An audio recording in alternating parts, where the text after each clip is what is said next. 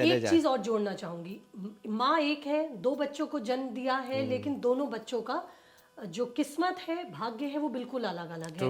एक बच्चा बहुत अच्छा परफॉर्म कर रहा है, हर चीज में ब्रिलियंट है, वहीं दूसरा बच्चा को लेकर एक्चुअल में माँ बाप स्ट्रगल कर रहे हैं और वो अपने आप को ही कहीं ब्लेम करते हैं, बच्चों में भी कॉम्प्लेक्स आ जाता है, कॉम्प्लेक्स आ जाता है कि हमारी पेरेंटिंग में कहीं कमी है। ट्रू ट्रू ट्रू, हाँ हाँ हाँ। तो इसके लिए कौन से ग्रह जिम्मेदार? देखिए, समाधान और कारण में अंतर है। आपने जो प्रश्न किया उसी प्रश्न में ही ज्योतिष छुपा हुआ है। जो पहला बच्चा है वो जन्म के समय किस प्रकार के ग्रह नक्षत्र लेकर आया।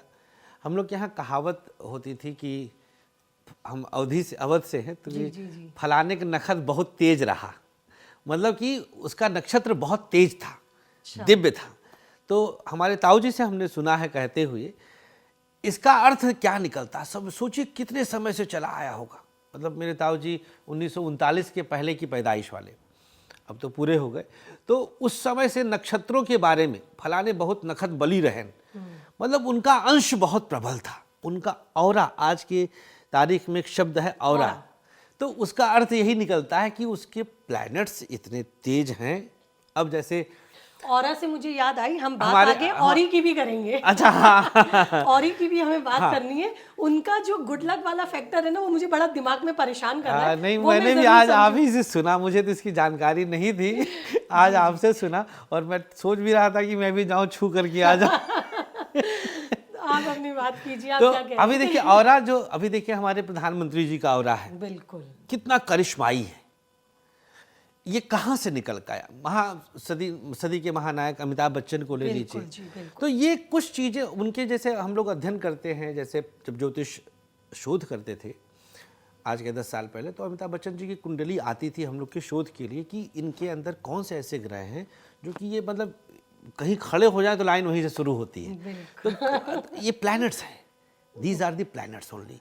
तो ये कुछ डिफरेंट प्लैनेट्स होते हैं जो कभी कभार इस प्रकार के पैदा हो जाते हैं, कुछ दिग्गज, वो उनके खास ग्रह हैं। तो चाहे वो माता के घर में दो बच्चों में अंतर हो, उनके व्यक्तित्व में, एक माँ के लिए जान है और एक माँ के लिए दुश्मन है। तो ये उसी का कारण है कि दोनों के नक्षत्र अलग हैं और किसी का शत्रुवत वाला नक्षत्र मिल गया, किसी का मित्रवत मिल गया। एक चीज़ और मैं देख रही हूँ संतोषी जी, बहुत ट्रेंड है और ये बहुत टाइम से है कि लोग अपने नेम की स्पेलिंग में कुछ एक्स्ट्रा अल्फाबेट्स ऐड करते हैं। और ये पहले मैं देखती थी बॉलीवुड या बहुत हाई क्लास में ये चलन था, लेकिन अब यूजुअली लोगों में ये देखने को मिलता है कि लोग अपने नाम की स्पेलिंग्स में कुछ बदलाव करते हैं। जी। ये क्या ड्रामा है? ड्रामा ही है। देखिए, ये या मतलब मुझे ड्रामा नहीं कहना चाहिए। नहीं, बिल्कुल सही कहा आपने। इसमें कुछ पावर है?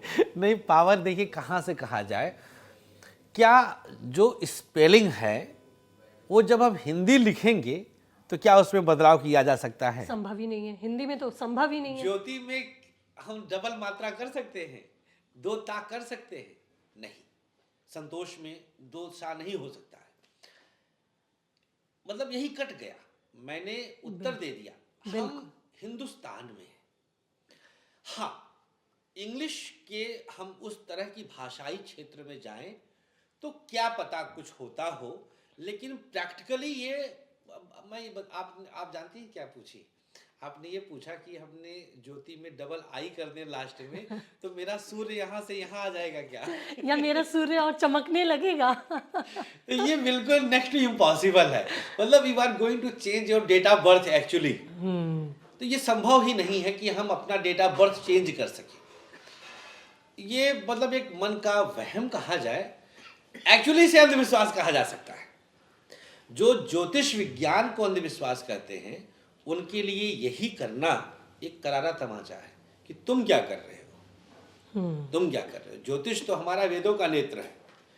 अब सोचिए, अभी चंद्रयान गया था तो वहां अभी पता चला कि 15 दिन का दिन है, 15 दिन की रात है, और हम लोग कब से अमावस और मतलब शुक्ल पक्ष कृष्ण पक्ष चल रहा है, और ये सब है ना, कृष्ण पक्ष 15 दिन का कृष्ण पक्ष, 15 दिन का शुक्ल पक्ष।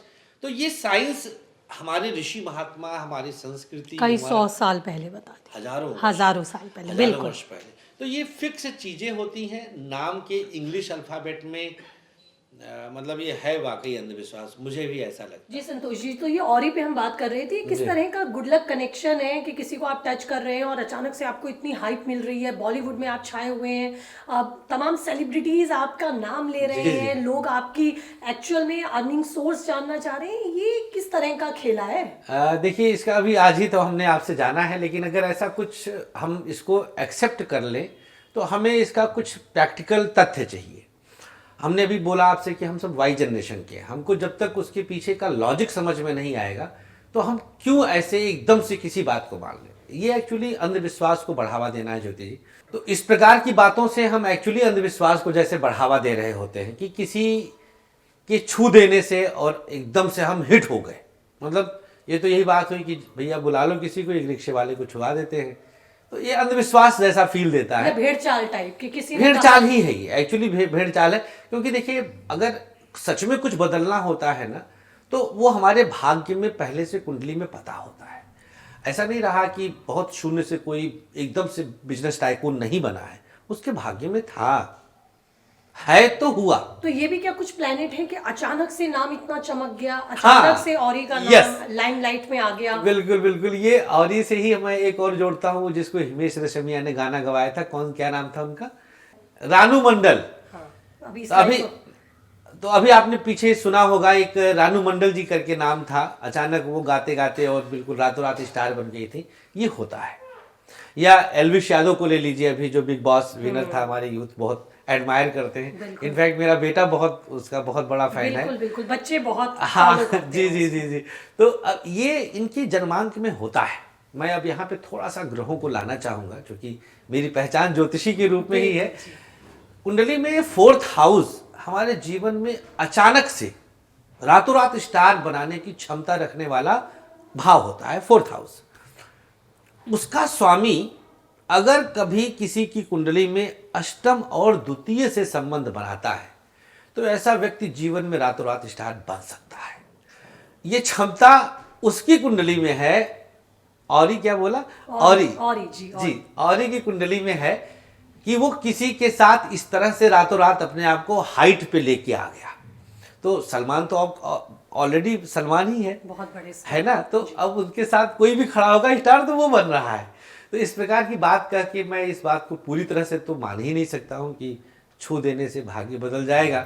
हाँ, लेकिन ऐसे स्टार्स होंगे जरूर जो उसे रातों रात स्टार उसे स्टार बना दिए। बिल्कुल। तो क्या ऐसा भी होता है किसी की कुंडली में, जो कनेक्शन आपने ग्रहों का बताया वो है लेकिन वो सो रहा है, मौजूद है लेकिन कुंडली में, उसके लिए कोई एक ऐसी टिप्स कि वो हम करें और कोई रातों रात स्टार बन जाए? देखिए, क्या ऐसा भी कुछ होता है? बिल्कुल ज्योति जी, देखिए, जब ग्रहों को जागना होता है ना तो वो जाग जाते हैं। किसी करंट की जरूरत नहीं होती। नहीं, किसी करंट की जरूरत नहीं। वो तो हमें करंट देते हैं, हम उन्हें क्या करंट देंगे। वो तो मतलब ऑल माइटी हैं। ग्रह क्या है?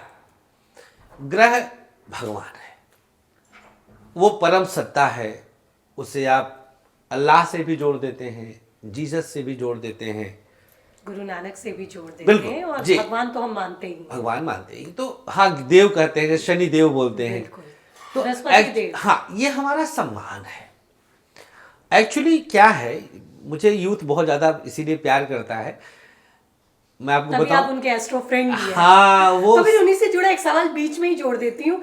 क्यों माँ कहती है कि मंगल और वीरवार या शनिवार, यानी कि Tuesday, Thursday and Saturday drink नहीं करो, नॉनवेज नहीं खाओ? इसका भी मैं इससे भी कुछ इसका भी भाग्य का बिल्कुल मैं इससे भी जोड़ूंगा। तो एक्चुअली में प्लैनेट्स कोई सोते नहीं है।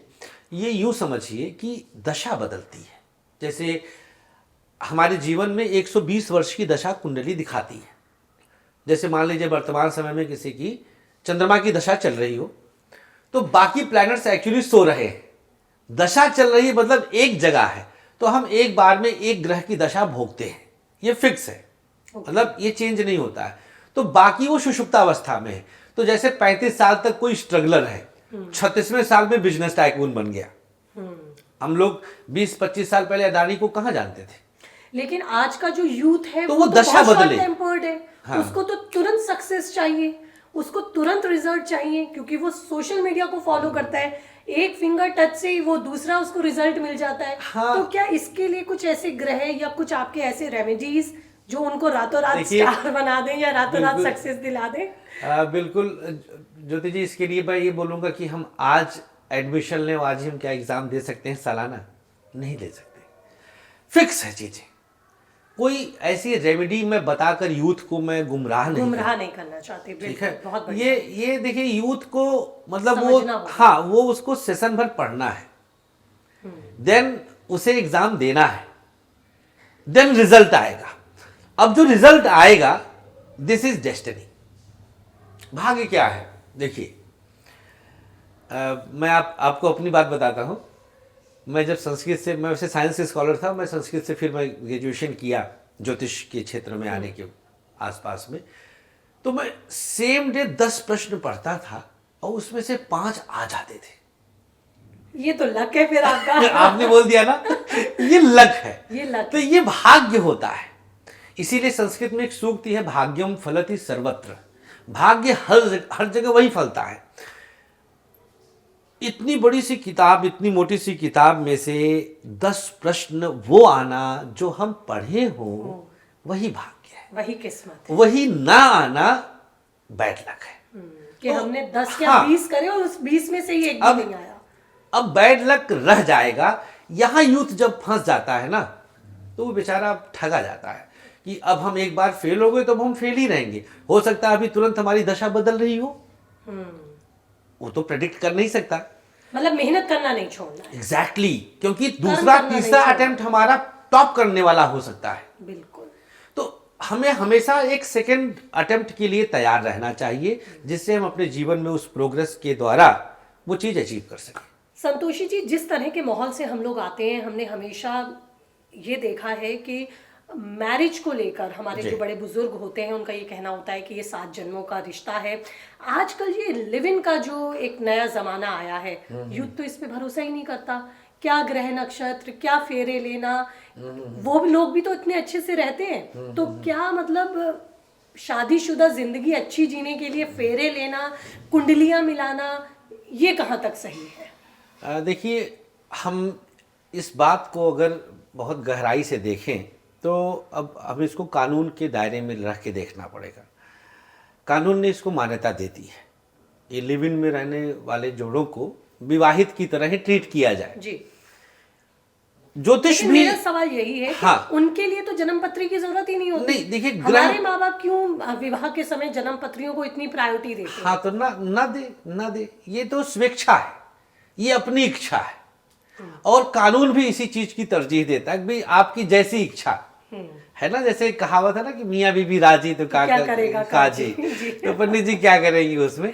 तो ये अपनी इच्छा है उनकी कि वो रहना चाहे। लेकिन अब यहाँ पर एक देखिए, एक एस्ट्रो फ्रेंड की वजह से मैं एक बात कहना चाहूँगा कि हम कानून के दायरों में बंधे हैं और प्रकारांतर से देखें तो हम ग्रहों के दायरों में बंधे हैं। विवाह एक बंधन है, विवाह एक प्रकार का बंधन है जो नैतिकता के द्वारा आज के समाज की स्वीकृति को मान्यता देता है कि भाई सामाजिक मान्यता की पति पत्नी है, आज इनके साथ कल उनके साथ। तो ये थोड़ा सा हमारी भारतीय सनातन संस्कृति इसको मानती नहीं है।